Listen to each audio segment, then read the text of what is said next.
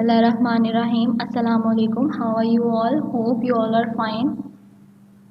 We are going to study computer science for class 9th and the topic is memory and storage.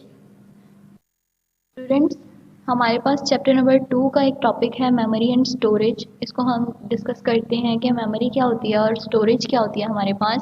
Memory is a physical device in which we can store data.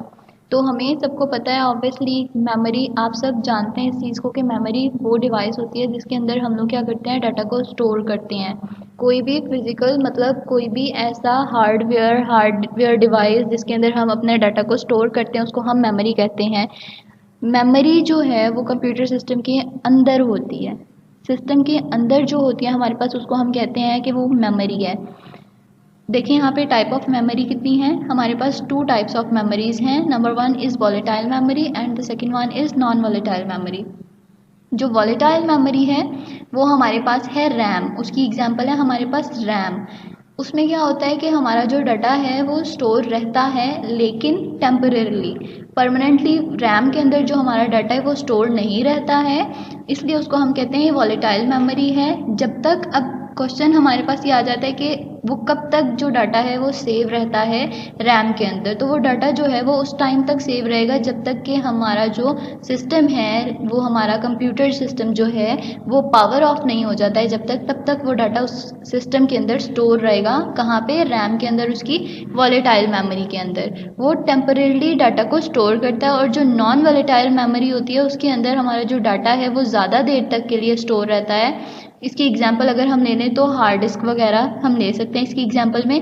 जहाँ पे भी हमारा data जो है वो ज़्यादा देर के लिए स्टोर रहेगा उसको हम कहते हैं कि वो हमारी नॉन वॉलेटाइल मेमोरी है. और जहाँ पे हमारा डाटा जो है वो शॉर्ट टर्म के लिए सेव रहता है उसको हम कहते हैं कि हमारी वॉलेटाइल मेमोरी है.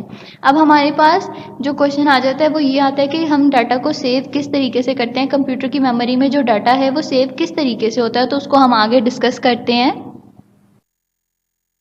तो हमारे पास जो डाटा सेव होता है वो किस तरह से होता है कंप्यूटर की मेमोरी में. वो आस्की कोड्स होते हैं हमारे पास जो हम यूज़ करते हैं कोडिंग के लिए.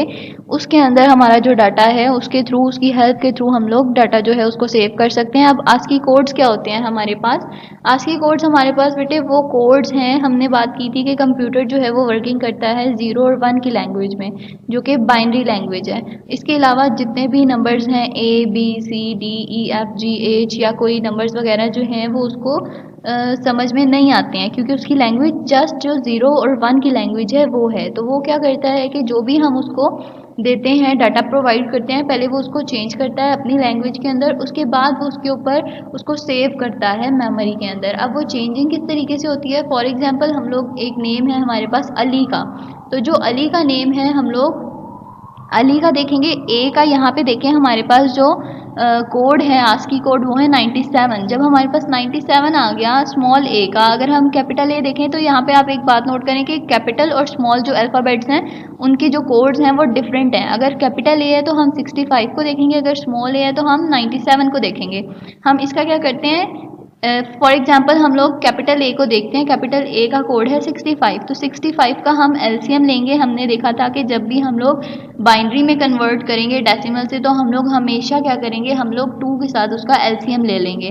तो हम इसका एलसीएम लेंगे 2 के साथ, तो जो हमारे पास आंसर आ जाएगा 01 की लैंग्वेज में, हमने पहले भी ये बात डिस्कस की थी कि एलसीएम लेने के बाद डाउनवर्ड से अपवर्ड की तरफ को जो भी हमारे पास नंबर्स आएंगे उनको हम लिखेंगे तो वो हमारा बाइनरी कोड होगा उस अल्फ़ाबेट का. तो हमारे पास जो भी आंसर आएगा वो ए का जो होगा वो बाइनरी कोड होगा.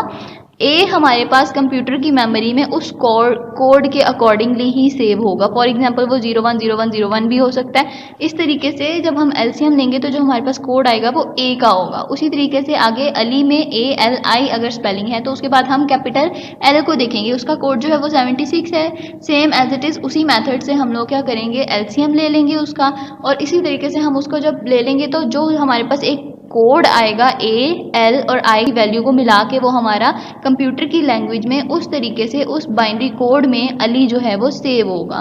कंप्यूटर जो है वो हमारी लैंग्वेज को ईजीली अंडरस्टैंड नहीं कर सकता, उसकी लैंग्वेज ही 01 की लैंग्वेज है. ये ऑलरेडी हम डिस्कस कर चुके हैं. तो इस तरीके से सेव होते हैं नंबर्स या फिर कोई भी अल्फ़ाबेट्स या डाटा हमारा जो भी है कंप्यूटर मेमोरी में इस तरीके से सेव कर दिए जाते हैं। नेक्स्ट देखते हैं हम। नेक्स्ट है हमारे पास स्टोरेज डिवाइसेस। तो स्टोरेज डिवाइसेस बेटे वो डिवाइसेस होती हैं, मेमोरी हम लोग कह देते हैं रैम को, जो कंप्यूटर सिस्टम के अंदर प्रेजेंट होती है। स्टोरेज डिवाइसेस हमारे पास वो डिवाइसेस हैं जिनके अंदर हम थोड़ा ज़्यादा टाइम के लिए जो डाटा है उसको स्टोर कर लेते हैं। फॉर एग्जांपल हार्ड डिस्क हमारे पास एक स्टोरेज डिवाइस है हमारी। हमारे पास जो यूएसबीज हैं हमारी, वो क्या है, स्टोरेज डिवाइसेस हैं। सीडीज जो हैं वो हमारी स्टोरेज डिवाइसेस हैं। फ्लॉपी डिस्क जो है हमारी वो स्टोरेज डिवाइसेस हैं। अब हमारे पास बात यह है कि स्टोरेज और मेमोरी में डिफरेंस क्या होता है। एक तो स्टोरेज और मेमोरी में डिफरेंस जो है वो ये होता है कि मेमोरी जो होती है वो सिस्टम के अंदर अपनी होती है मेमोरी, और स्टोरेज जो है वो हम उसको प्रोवाइड करते हैं किस लिए, अपने डाटा को स्टोर करने के लिए। अक्सर आपने देखा होगा कि मेमोरी जो होती है वो कम होती है। जैसे कि अगर आप अपने मोबाइल फ़ोन्स की बात कर लें, आजकल जो आप मोबाइल फ़ोन्स बहुत ज़्यादा यूज़ करते हैं, सब यूज़ करते हैं, तो रैम जो होती है वो या तो 3 होती है या तो 4 होती है, 4 GB या 3 GB। जबकि जो स्टोरेज है वो 32 GB इस तरीके से होती है। तो वो कह रहे हैं कि स्टोरेज डिवाइस हमेशा जो एक्सटर्नली हम उसको मेमोरी कहते हैं, हम उसको अटैच करते हैं अपने डाटा को स्टोर करने के लिए, जबकि जो मेमोरी है वो उसकी इंटरनल मेमोरी होती है। वो जो भी डाटा का मेमोरी में जाता है इंटरनल मेमोरी में, वो कहाँ पे सेव होता है, वो शॉर्ट टर्म के लिए सेव होता है। और जो स्टोरेज हम करेंगे वो हम लोग ज़्यादा टर्म के लिए भी सेव कर सकते हैं। और इसके अलावा जो मेन जो हमारे पास मेमोरी है वो हमारे पास मच एक्सपेंसिव होती है स्टोरेज डिवाइसेस की निस्बत। स्टोरेज डिवाइसेस जो होती हैं वो हमारे पास लेस एक्सपेंसिव होती हैं। अब हम बात करते हैं यूनिट्स की। हर जिस भी हम फील्ड में वर्किंग कर रहे हैं वहाँ पे किसी ना किसी चीज़ का कोई ना कोई यूनिट प्रेजेंट है। जैसे कि किलोग्राम, ग्राम, ये सब क्या है, लीटर, मिलीमीटर, ये सब क्या है, यूनिट्स हैं। हर चीज़ का, टाइम का, स्पीड का, हर चीज़ का कोई ना कोई यूनिट जो है वो हमारे पास प्रेजेंट है। ऐसा तो नहीं होता कि कभी आप शॉप पे जाओ और आप जाके कहो कि एक चीनी दे दें या फिर एक मुझे एप्पल दे दें। आप ऐसे नहीं कहते हैं, आप कहते हैं 1 kg। केजी क्या है, यूनिट है। इसी तरीके से हम लोग जब स्टोरेज के अंदर डाटा स्टोर हो रहा होता है स्टोरेज डिवाइस के अंदर, तो उसके अंदर हमारे पास कुछ जो है वो यूनिट्स होते हैं। सब उसको हम यूनिट्स को आगे स्टडी करते हैं। नंबर 1 जो है वो हमारे पास है बिट। बिट हमारे पास जो है वो स्मॉलेस्ट यूनिट है स्टोरेज का। 0 1 जो है वो, या 0 या फिर 1, वो एक बिट के इक्वल होता है, और बिट को हम लोग लिखते हैं स्मॉल b। और नेक्स्ट जो हमारे पास यूनिट है वो है बाइट। 8 बिट्स मिलके एक बाइट बनाती हैं, और इसको हम रिप्रेजेंट करते हैं कैपिटल B से।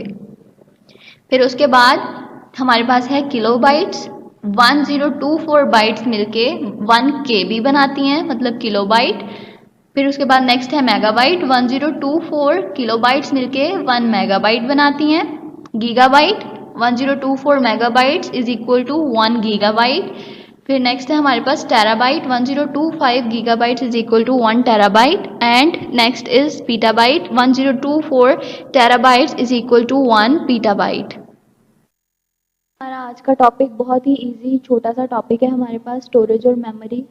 और आई होप सो कि आपको समझ आ गया होगा। इसको आप लोगों ने अच्छे तरीके से एक दफ़ा रीड करना है। अगर कुछ डिफ़िकल्टी होगी तो वो आप अपने व्हाट्सएप ग्रुप्स के अंदर कंसल्ट कर सकते हैं, आपको उसका इंशाल्लाह आंसर बता दिया जाएगा। मिलते हैं इंशाल्लाह अपने नेक्स्ट लेक्चर में नेक्स्ट टॉपिक के साथ। तब तक के लिए अल्लाह हाफिज़। Stay home, stay safe.